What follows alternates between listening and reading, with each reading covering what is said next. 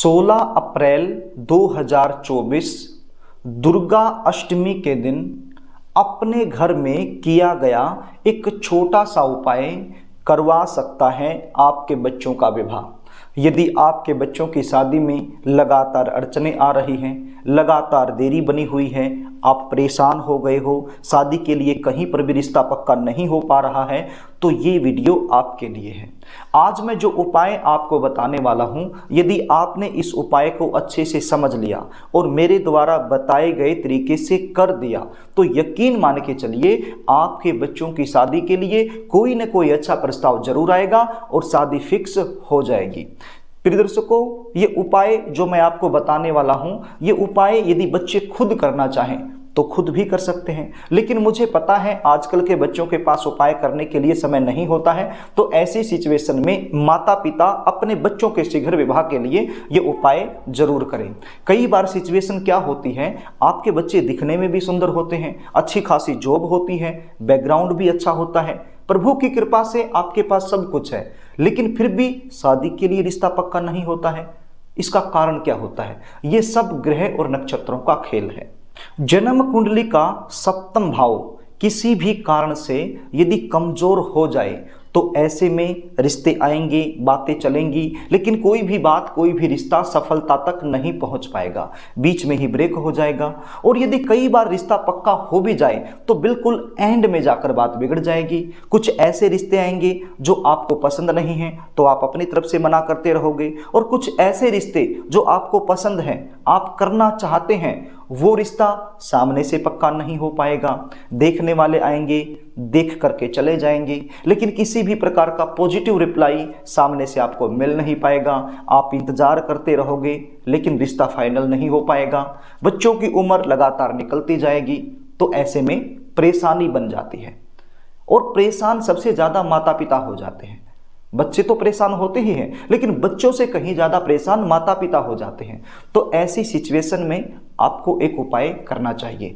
उपाय बताऊं इससे पहले आपसे निवेदन करना चाहूंगा, यदि आप चैनल पर नए हैं और अभी तक आपने इस चैनल को सब्सक्राइब नहीं किया है तो मुझसे लगातार जुड़े रहने के लिए अभी इस चैनल को सब्सक्राइब कर लीजिए और बेल आइकन को भी प्रेस करके रखिए, ताकि हमारी आने वाली इसी प्रकार की नई वीडियो का नोटिफिकेशन आपको मिल सके और वो वीडियो आप आसानी से देख पाएं।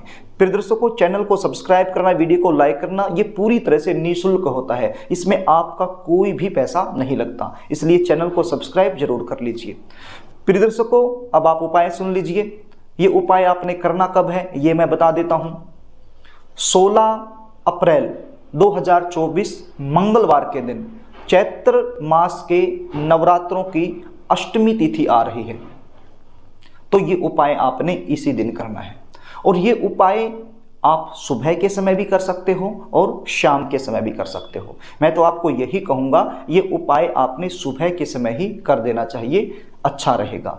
ये उपाय करने के लिए आपके पास क्या सामग्री होनी चाहिए, इसको नोट कर लीजिए। आपके पास एक रेड कलर का कपड़ा होना चाहिए, छोटा सा कपड़ा, बहुत बड़ा नहीं, रुमाल के साइज का रेड कलर का कपड़ा आपके पास होना चाहिए, या फिर कोई भी रेड कलर का रुमाल आप ले लीजिए, वो आपके पास होना चाहिए। और क्या होना चाहिए, 3 फूल आपके पास होने चाहिए। कैसे फूल? लाल रंग के फूल, लाल रंग के कोई भी 3 फूल आपके पास होने चाहिए। और क्या होना चाहिए, आपके पास लौंग होने चाहिए। अब ये लौंग कितनी होनी चाहिए? आपका जो बच्चा है, चाहे वो लड़का हो या फिर लड़की हो, उसकी उम्र के हिसाब से होने चाहिए। यानी कि आपका जो बच्चा जिस उम्र में वर्तमान समय में चला हुआ है, उतनी ही लौंग आपके पास होने चाहिए। सपोज कीजिए आपका बच्चा 25 साल का हो गया है और 26वें साल में अभी चला हुआ है, तो कितनी लौंग चाहिए? 26 लौंग चाहिए। सपोज कीजिए आपका बच्चा 30 साल का हो चुका है और 31वें साल में अभी चला हुआ है, तो कितनी लौंग चाहिए? 31 लौंग चाहिए। कहने का अभिप्राय इतना सा है कि वर्तमान समय में आपका जो बच्चा चला हुआ है, उतनी ही लौंग आपके पास होने चाहिए। आपके पास एक इत्र होना चाहिए। इत्र आप समझते हैं, जहां से पूजा का सामान मिलता है वहां से आपको आसानी से मिल जाएगा। इत्र यानी कि सुगंधित द्रव्य। हम अपने कपड़ों पर सेंट लगाते हैं, परफ्यूम लगाते हैं, तो भगवान को क्या लगाया जाता है? इत्र लगाया जाता है। तो छोटी सी बोतल आती है, आपको आसानी से मिल जाएगी, जहां से पूजा का सामान मिलता है वहां से मिल जाएगी, तो वो भी आप अपने घर में पहले से ही लेकर रखिए। दुर्गा अष्टमी के दिन सुबह के समय नहा धो करके साफ सुथरे कपड़े पहनकर ये सारा सामान लेकर घर का जो पूजा मंदिर है वहाँ पर जाकर के बैठ जाइए। पूजा मंदिर में कोई न कोई माता रानी की तस्वीर जरूर होगी, तो उस तस्वीर को अच्छे से साफ करके और उस तस्वीर के सामने कोई भी बर्तन आप रख लीजिए। आप थाली भी रख सकते हो, प्लेट भी रख सकते हो, कुछ भी आप रख लीजिए। अब एक शुद्ध देसी घी का दीपक आपने जला लेना है और सबसे पहले गणपति जी महाराज से प्रार्थना करनी है कि हे गणपति जी महाराज, ये उपाय मैं करने वाली हूँ या करने वाला हूँ, इसमें आप मुझे सफलता दिलाना। ऐसी प्रार्थना करने के बाद ये जो लाल रंग का कपड़ा मैंने बताया है, इस लाल रंग के कपड़े में आपने ये लौंग रखनी है। जो उम्र के हिसाब से लौंग आपने ली है, ये सारी लौंग इस लाल रंग के कपड़े में रख करके इसकी पोटली बना लेनी है और वो थाली में रख देनी है। थाली कौन सी? जो माता रानी की प्रतिमा के सामने आप लोगों ने रखी है, तो उस थाली में ये पोटली आपने रख लेनी है। उसके बाद आपने फूल उठाना है। एक फूल उठाया, उसके ऊपर थोड़ा सा इत्र लगा लिया और वो भी थाली में रख दिया। दूसरा फूल उठाया, उसके ऊपर थोड़ा सा इत्र लगाया, वो भी थाली में रख लिया। और तीसरा फूल उठाया, उसमें भी थोड़ा सा इत्र लगाया, वो भी थाली में आपने रख लिया। इतना सब हो गया।